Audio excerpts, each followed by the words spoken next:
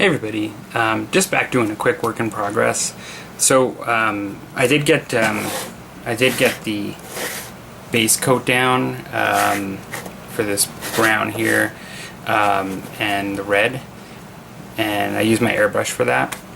And then once doing that, what I ended up doing is trying to see where I was going to go on one side of the building to the end with this, because I really didn't want to, since I've never done this before, like a weathered wood to the complexity that I was hoping to try to achieve. I really wanted to just pick a side and just start working on it and get it to where I want the whole thing to be, so I can really just have a plan going forward for the rest of it. And so this is where I am.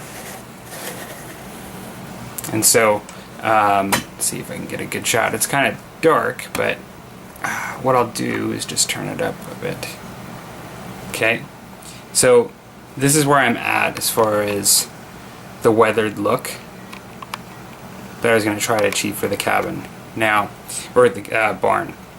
So I'm pretty happy with this. For those of you that's watched my last video where I just sort of put up some photos of barns, and in one case, I think one was a painting actually. I think Gerson may have pointed that out because I didn't even notice. I was flipping through Google so fast, the painting was so good. I just like, oh, that's a good one. Thought it was a photo.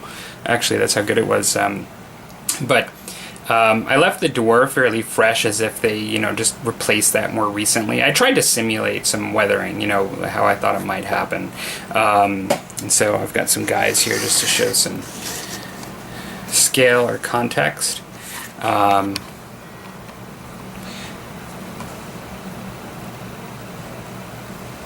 I actually think it looks pretty good. It definitely doesn't look like a new cabin. And so I can just mention real quick how I did it for those of you that might be interested, if you're interested in doing a similar technique.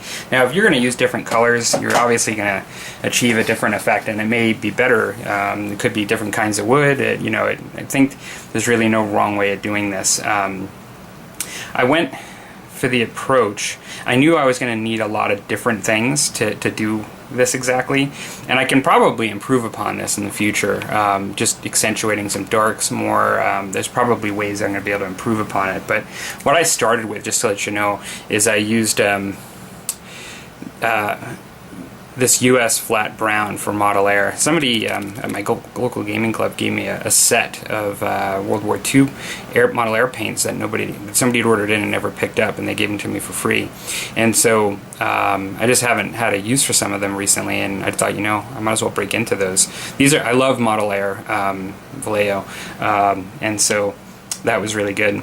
And my next step from there was, first, I did put a gloss finish down on everything, so I used some Vallejo gloss through my airbrush and glossed everything. I find it being NDF, even though it's sealed, but also just to really enhance flow across the wood, and since I'm trying to layer, I think the gloss can add a nice effect, or help with that along. So then and everything was fairly watered down from this point going forward. And then I used some Basalt Gray, and from here I would put it over the wood in just certain areas. Where the brush hits first, it's going to be a little bit thicker, but then I would try to almost do a simulated dry brush in some spots, just to sort of vary the way it's applied. And once I did that over the whole side, and then I covered all of the window frames, so anything that's sticking out of the barn, I ended up doing more grays on, and being less selective. So then I used the Basalt Gray, and then what I did actually is I actually went over the whole thing with this watered down, because it's already kind of watered down because it's Model Air flat brown. So I actually covered all of the grays again, except for just some select spots and those window frames and things. Then from there, and some of these parts were kind of scary, as you can probably imagine, because I really didn't want to ruin the model in the process. But I think yeah, like you have to get over that when you do these kind of things where you're covering like all kinds of different paints over each other. Just realize you can do a cover again from the last application to try to tone down and rescue things. So then I used charred brown, and I would put it like, start out a little bit thick. It was watered down to begin with, but it started out, just with the stuff right on my brush in certain spots, but then I'd just sort of drag it in different spots, but then just leave spots where you don't put any darkness anywhere. Try to simulate where you think it might be, in the barn,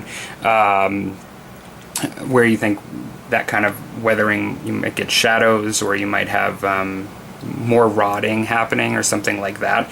That's kind of what I did with that.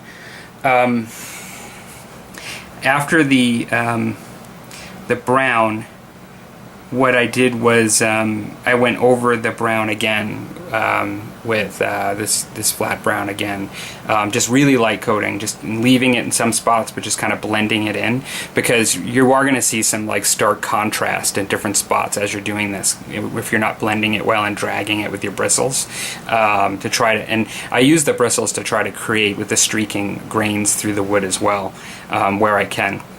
Then what I ended up doing is putting a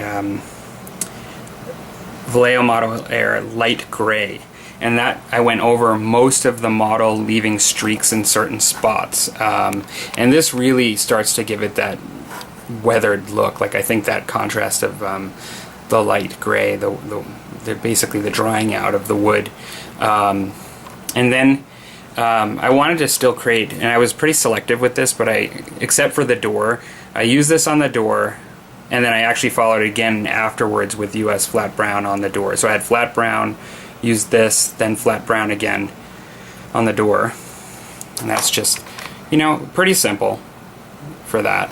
And then what I ended up doing is taking this, and anywhere that I could see some browns, mostly, I just touched certain spots in where the lighter browns still were, just to try to show some of that original wood coming through, where it hasn't weathered as much, where it could be damaged, just to give that original feel of that wood. And then from there, I took this Vallejo Model Wash, dark brown, and I watered this down quite a bit, so I may have watered it too much, but I watered it probably about 1-to-1. I think I probably should maybe go 2 to this to 1 next time. And what I did is I covered everything.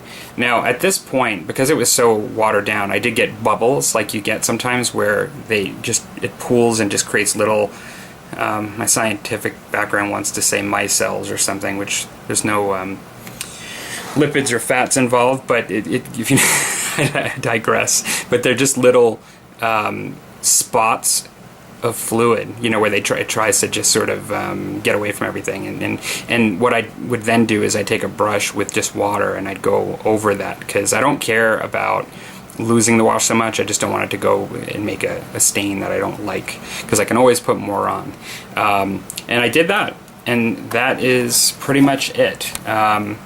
It did take a while, and part of that is because I was doing some testing, and I find these risky processes of trying new things quite nerve-wracking, but still fun, like in this case, because I was happy the way it came out. And so yeah, like, I suppose I could have just did a regular barn, just did a wash, and it'd be like a new barn, but I'm gonna go for that look all around, and yeah, like, I think it'll look nice. Now, I used for the red on the top, I just used some Game Color Scarlet Red. I used my airbrush and watered it down heavily and did some applications of that. I am going to do some weathering of this as well. It's not going to look completely new on top of the old barn, but I'm not even really thinking about that too much yet. Okay, hope you guys are having a good Thursday, and that is my work in progress. I'll probably just come back when I've got, for this model, when I've got the whole thing done and probably the roof. So, okay, talk to you guys later.